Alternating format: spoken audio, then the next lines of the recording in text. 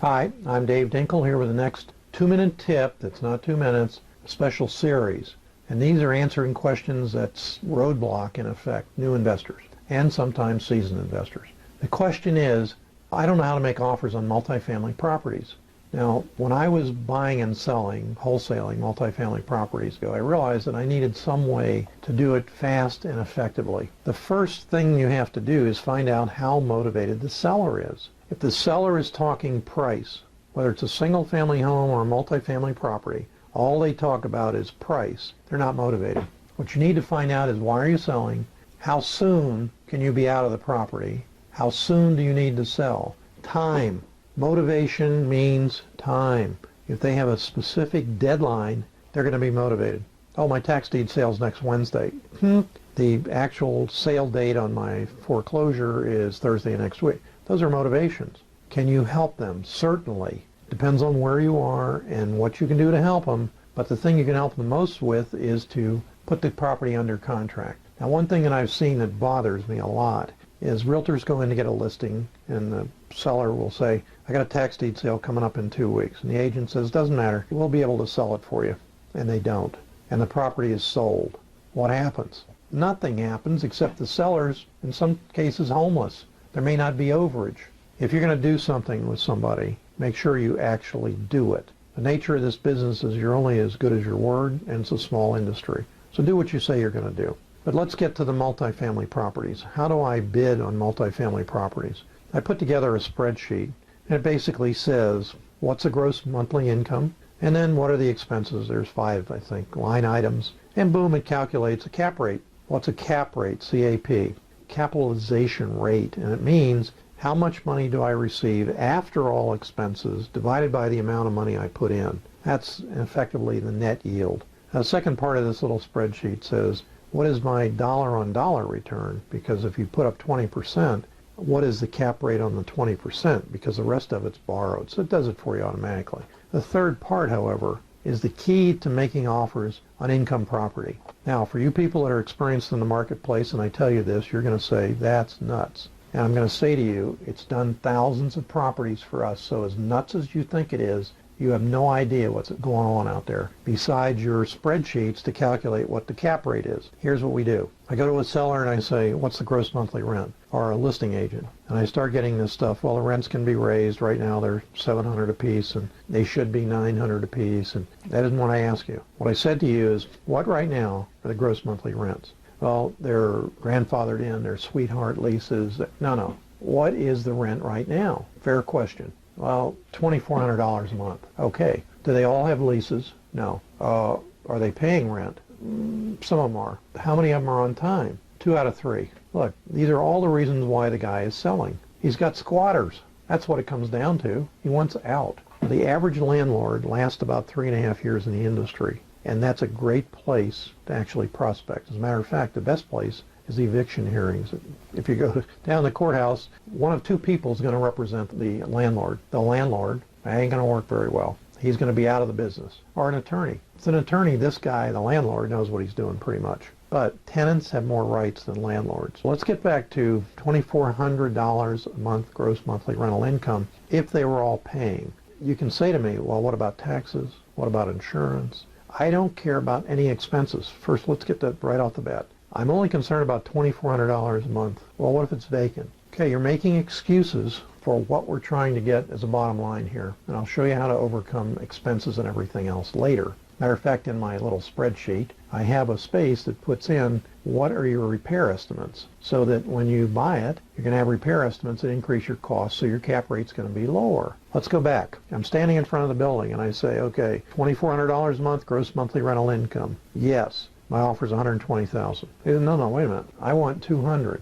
How do you get $200? Well, the cap rate is 9.8% or 7.4 or something like that. I don't buy at 7.4 or 9.8. I don't buy at 12. How did I get $120,000? It's almost half what he wants. You're right. It is almost half, but here's how I got it. A long time ago, remember, I have a chemical engineering degree, so I'm kind of a nerd in terms of numbers. Love to create spreadsheets. Love to make things simple. I said to myself on the first property I ever looked at, how can I determine what the cap rate is quick and dirty? I just want to know. So I said, if you're paying a mortgage and paying 1% a month on your mortgage, that time it was about an 8% mortgage. Now if you're saying to yourself, man, 8% mortgage, those were low.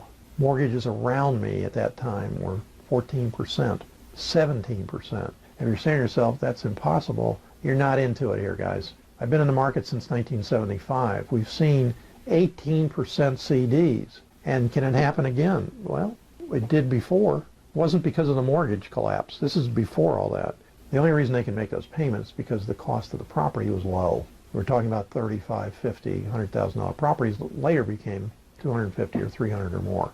But let's go back. How did I get to $120,000? Remember, $2,400 divided by a factor of 2%. I just told you that 1% gave about an 8% cap rate. 2% gives about a 14 to 16% cap rate. Let's say I get a motivated seller and he says, I want out, I'll take it. Now he may say, I won't take less than 160, and you get it down to 150, or you pay 160. Now what are you going to do with the property? You're going to flip it over to an end buyer landlord who wants an 8% cap rate. What price? It's $240,000. That's 1%. Remember, 1% into 2,400 is 240. So look, you give the guy a break and you say to him, I'll take 200 if you can close 2 weeks from today, because I'm a cash buyer. And then if you can close 2 weeks from today, you got it for 200 because I don't want to carry the tenants. He says, great. Well, you're only going to carry the tenants for about 20 minutes at closing. But what have you made? You made a difference between, say, 160 and 200. You made $40,000 at the closing table with no tenants and no toilets. And for all you guys out there or gals whose hair's standing on end and you're saying it can't be done, we've done it many, many times. What I'm trying to get across is, I guess I've gotten to a point in time. I'm doing these 2-minute tips that are extended series all in one day. I decided I've had it. I see this advertising for stuff that I know won't work. And our system is like unreal. It's upside down to the people who have been doing it the long, hard, traditional way. Is there anything wrong with that? No. If you're selling courses that are packed with hundreds of books and tapes, it's a great sales tool. For us, I'm interested in the people in my system making money as quickly as possible and legally. So I just showed you that in $2,400 divided by 2%, $120,000. I said to you I'd show you how to do it in 3 to 5 seconds. I don't know, that's pretty close to 3 to 5 seconds, but I've given you the logic behind it. Now, what happens if he says, no, I can't do 160? Put it under contract at 200. Why 200? I don't know, that's what he'll take. Now, what do? You get an inspection period at least 21 days because you have to market it to an end buyer that's willing to pay 240. And if you get an end buyer that pays 230 because he worked you down, oh gee, you only make 30,000 bucks. Now, am I talking the realm of fantasy land? No, look at the HUDs that I've done for you. Look at the profits on my website that real students did.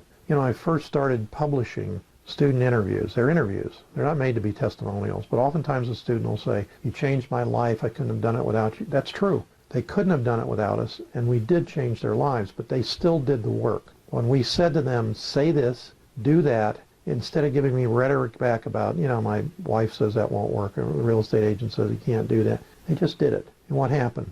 They learned they could do it. And after 2 or 3 deals, they're off and running. I said in another video, you don't really need us that much. That's the reason. Because you know how to do it. You fail forward. I've had umpteen wannabe students want to come into the program and tell me they've been trying for a year or more. Very high price program. The gal said to me, I'm really in serious trouble. I put it on my cards. First thing they said to me was, you got to open your own office. I opened my own office and I literally am broke. I said, how long have you been in their system? And she said, 6 months. And I said, how many offers have you made? And she said, I haven't made one offer.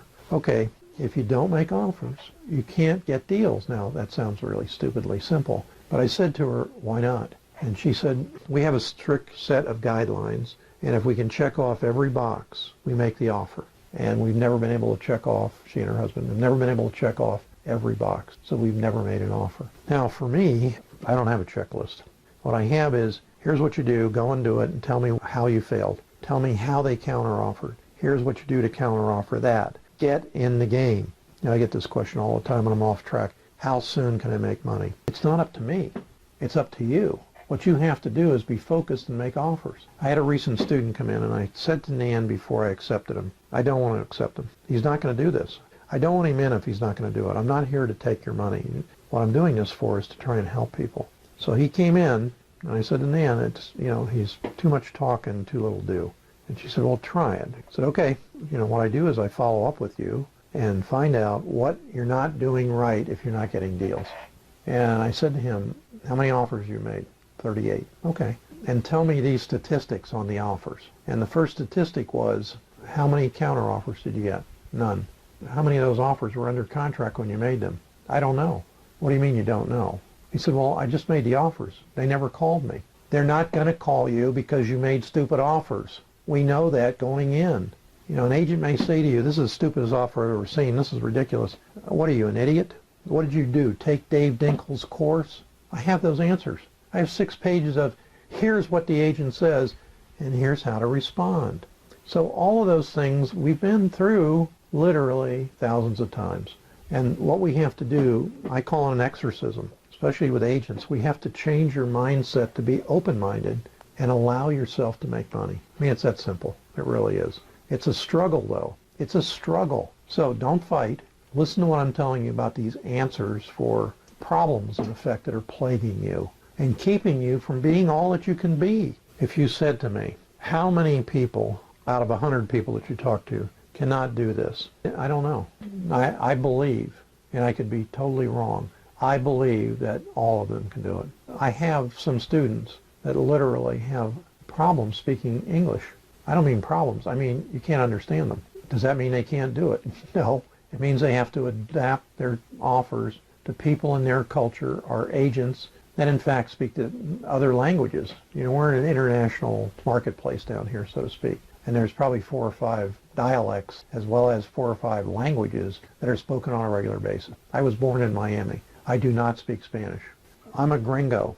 So when I get a student that's Spanish, I say to them, what an opportunity.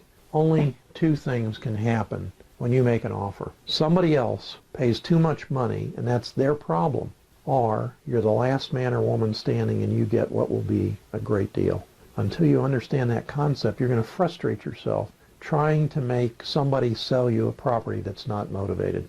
That's all there is to it. If they're not motivated, some kind of time frame or some aggravation, they're not going to sell it to you. Or you're going to pay too much to get it. What happens if you pay too much? We talked about this before. It doesn't matter because you have an inspection period.